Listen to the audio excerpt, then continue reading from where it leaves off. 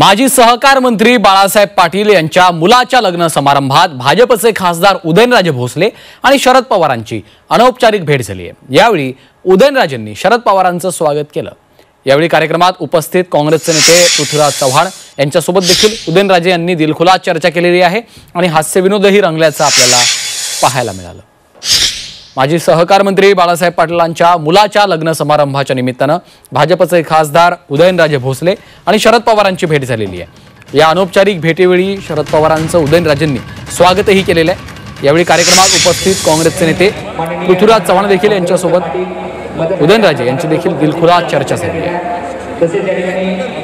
साताऱ्यातल्या एका लग्न समारंभातली ही दृश्य आहेत। उदयनराजे भोसले यांनी शरद पवारांचं पुष्पगुच्छ देऊन स्वागत केलेलं आहे। काही अनौपचारिक गप्पाही झाल्याचं समजतं। तसेच या ठिकाणी माननीय नामदार मकरंद पाटील झालेले आपलं मनपूर्वक हार्दिक स्वागत करण्यात येत आहे।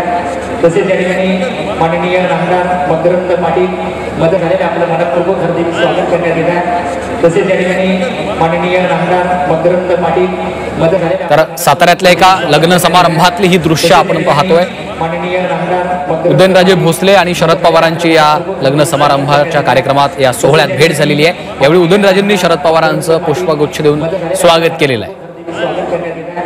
तसेच या ठिकाणी माननीय नामदार मकरंद पाटील झालेले आपलं मनपूर्वक हार्दिक बाळासाहेब पाटलांच्या मुलाच्या लग्न सोहळ्यामध्ये ही भेट झालेली आहे। यावेळी उदयनराजेंनी शरद पवारांचं पुष्पगुच्छ देऊन स्वागत केलं। यावेळी दोघांमध्ये काही काळ माननीय नामदार गप्पाही झाल्याचं समजतंय। मध्ये झालेले आपलं मनपूर्वक हार्दिक स्वागत करण्यात येत आहे। तसेच या ठिकाणी माननीय नामदार मकरंद पाटील